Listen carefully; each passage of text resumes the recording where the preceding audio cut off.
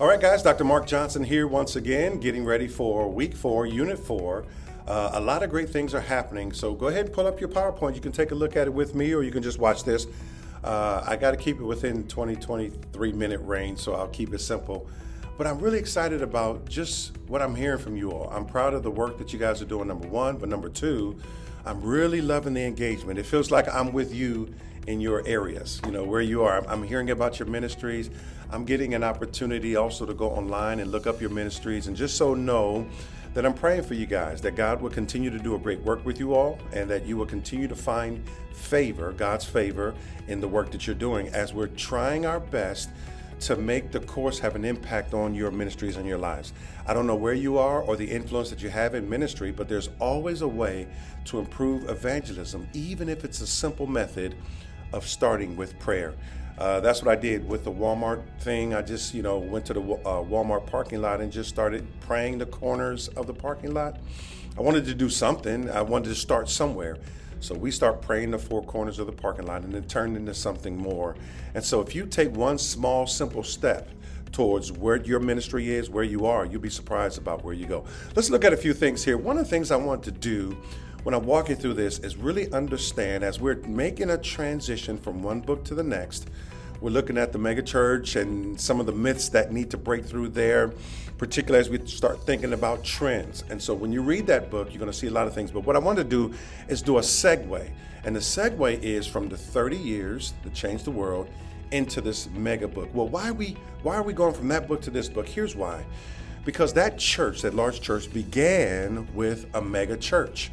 In the book of Acts, that 3,000 people joined the church. And that's just the men, not including the women and children as well, right? And so we really have an opportunity to see how large trends take place. And one of the trends that was foundational for the first century church and should remain foundational for our churches, theology. Theology is going to key. You have to get theology right. And so typically what I do in my courses is I walk through the theology and I'll say, these are the 8 theologies. You have your theology and then you have your doctrines, right? Theology, study of God. So I want to make sure that we walk through that so that, number one, you will have a base of theology and what the conversations look like.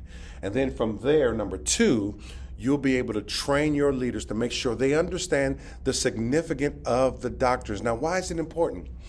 The importance of theology will determine your level of passion, which the first century church showed, and knowledge base for an understanding of how to communicate the gospel, the message, and those kind of things as well. If you look on your PowerPoint, you'll see a couple things. Number one, check out the order,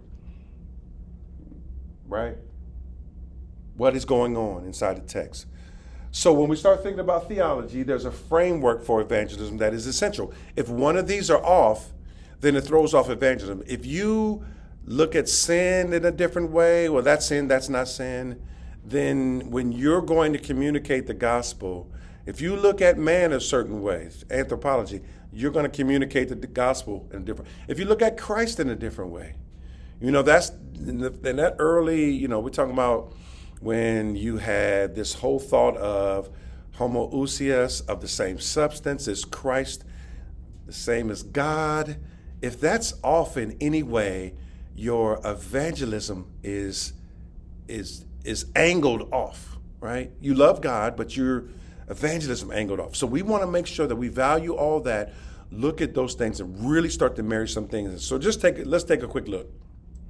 All right, so first you can see the theology, the doctrine of God. The significance of that matters a lot. You can see, as we talk about having a correct theology of God is the most important aspect of evangelism. Take your time and walk through that. In Christ, God became flesh, dwelt among us. So we're going to talk a little bit about that later. But the God of Genesis, Psalms 90 verse 2 sets the tone. Before the mountains were born, or you gave birth to the earth and the wind, even from everlasting to everlasting, thou art God, right? So that's our theology that gives us a good base as we start walking through what does it mean. Look at anthropology. From God, you have man, right? So man comes in. They're going to make some mistakes along the way. Romans, in the creation story, anthropology, the doctrine of man, making sure you get that right because man is going to mess up. right? We know that man is not perfect. Man is not God. Man is not even like God. We're made in the image of God. But in a lot of ways, when you start looking at Romans 3:23, we know that we've sinned. So that shifts us to hermeneutiology, the doctrine of sin. And I say this all the time, and let me just give you my framework for evangelism. If I'm going out or I'm trying to explain evangelism, I always use my big three. These are the stools, the three-legged stool that my evangelism effort lands on. Number one, Romans 3:23. For all have sinned and come short of the glory of God. That's my first stake I put in the ground. Now, what's the big deal about that? Oh, the big deal about that is Romans 6:23 that says there's wages to those sins that you committed in Romans 3:23. So yes, everyone has sinned and come short of the glory of God, and that will be fine unless there's wages to those sins. And Romans 6:23 tells us that the wages of sin is death. So door number one, Romans 3:23, everybody sins. Door number two, Romans 6:23, relax, but not relax, because the wages to those sin is death. But there's a gift of God through eternal life through Jesus Christ our Lord. So you don't have to stay in Romans 3:23. You now transition to Romans 6:23 because God gave us grace we did not deserve. You know the difference between grace and mercy. Mercy is what you do deserve, but he withholds it from you.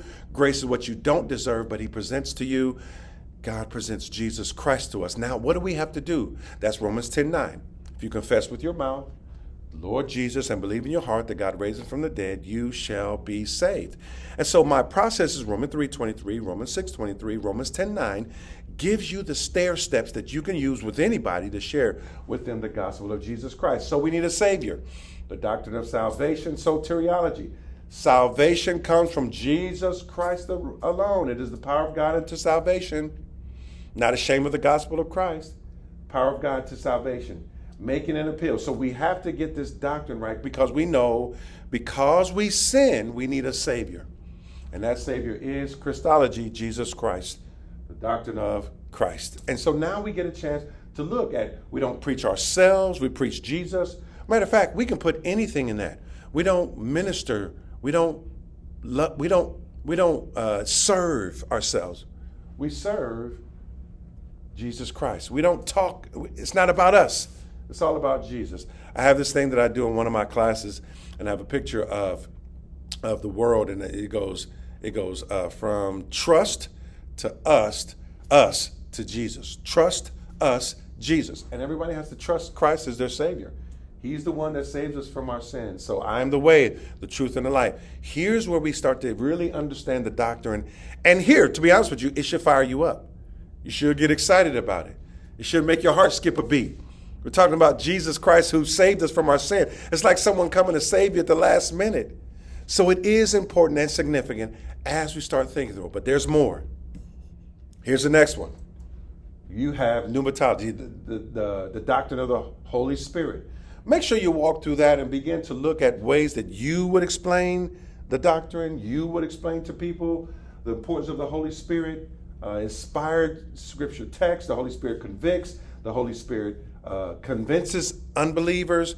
Watch this. The Holy Spirit takes the weight off of us in evangelism.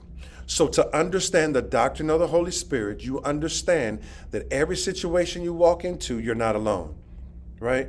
And I think people need to know that because they're afraid, they're in fear. How do you take the fear away? That's the Holy Spirit. Ecclesiology, the doctrine of the church. That's important. You got to come together in fellowship. That's foundational in sharing the gospel. Matthew 6:18, upon this rock I build my church. Very gates of hell shall not prevail against us. So we need each other along the way as well, and it becomes an inspiring effort that lifts our hearts and challenges our spirit. Eschatology, the doctrine of end times, that's where people can get a little funny on. Here's what you need to know about the end times. We win. We already won. The battle has been fought. The victory is won. You know the end of the story. The end of the story is we win.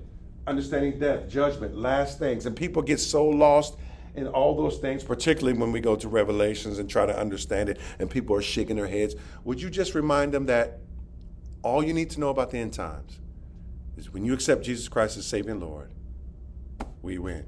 Right? So you got to make that a point. So as we keep walking through it, I want to look at something interesting as we transition in. So if you look at your board, I hope you can see it on the screen. I don't know if it comes up or not, but you have your PowerPoint presentation. I want to look at 8 trends that caused an evangelism reversal in the church. The church was pushing towards evangelism, and something happened to reverse it. So here's some things that I want you to consider. Okay. In our distaste for hellfire, remember the brimstone, you know how the preacher, hellfire and brimstone preacher? We started to de-emphasize because we want to make people comfortable. We started de-emphasizing the reality of lostness. This is one of these things that we need to keep in the back of our mind somewhere because, why? Because we de-emphasize sin. I mean, when's the last time a pastor preached on sin and you're going to hell if you don't accept Jesus Christ as that fire and brimstone. I mean, you know what I mean? And because of that, we de-emphasized it so much that we lost our evangelistic appeal like they did with Billy Graham, Billy Sunday, Jonathan Edwards. The list can go on and on. We have individuals who have done great things, Charles Finney, so many others that you know, and because of that scariness of it, I should send you a picture of Charles Finney. He was one of the itinerant preacher. He had this glazed look on his face, like, and I was like, dude, I would accept Jesus Christ as Savior and Lord. Looking at his picture, I'm gonna put this picture up. I think I'm gonna put it in the discussion post just so you can see Charles Finney. I wish I had a picture of it right now. Man, he would scare me into heaven. I'm telling you, for real. All right, number 2, we bought into the lie that evangelism is difficult and the role of specialists. Now, pay close attention to this one here because oftentimes we do that. We push it on the evangelist. It's not my job. I'm not an evangelist. I'm just a Christian. I'm worship leader. I'm just a Sunday school teacher. I don't need to be out there evangelizing. And because of that, we made it so difficult for people to see themselves as evangelists. All right, let's go to the next one. The Western culture tells us religion is a private matter and it's rude to talk about it. Bold witness has become far more countercultural than in times past. Now, this one we have to be very careful of because that thought that it's a private matter is straight from the enemy. The enemy. Here's why. Because if we know anything about the postmodern society, you know the postmodern society, not the modern society. The modern society was pushing Christianity out. These are all thoughts, you stay out. The postmodern society is saying, come on to the table, let's have a discussion. Let's talk about it. And in the postmodern world, it's not private anymore. You can have a discussion. Matter of fact, they want to have a discussion. So we need to know that people want to have conversations about their faith, uncomfortable or not. All right. 4, there's a lack of confidence in gospel sharing due to the lack of equipped believers on how to witness. Even among the clergy, pastors and missionaries do not model a lifestyle of bold witnessing. Now, I won't say all of them do, but there are enough to turn the crowd away, to make the church kind of not really, you know what I mean? So we need to pay close attention to that. And if you're in leadership, you need to have a posture. That's why I keep it so simple. I pray the 4 corners of parking lot as one of many models that I use in order to share the gospel. And I invite students to come and join me. So every Wednesday at noon, we're in the parking lot of Walmart just praying. Now, here's the interesting thing.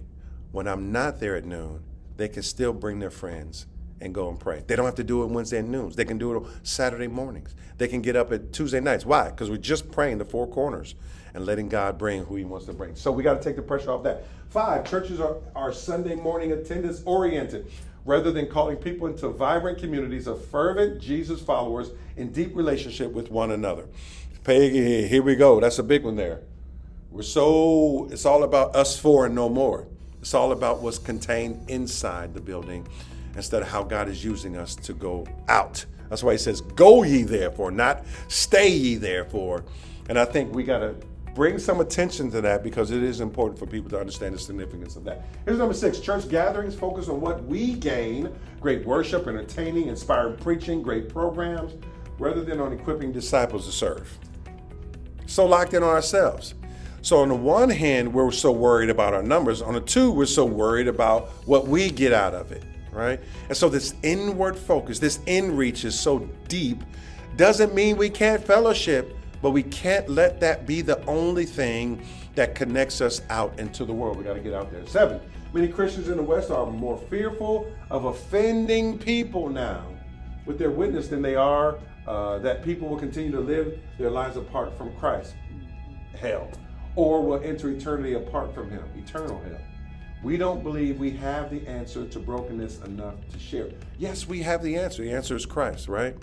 And so as we start navigating through it, I wanted to pull some of those things up in order to do that. Here's your last one, technology.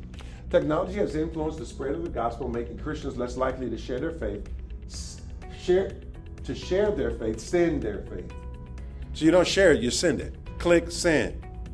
You don't share it. You will send them to, hey, my friend had a question, I'm gonna send them and send it out there, right? Versus you actually sharing the gospel. It's an interesting dynamic though, one that I think is important and valuable for all of us to understand.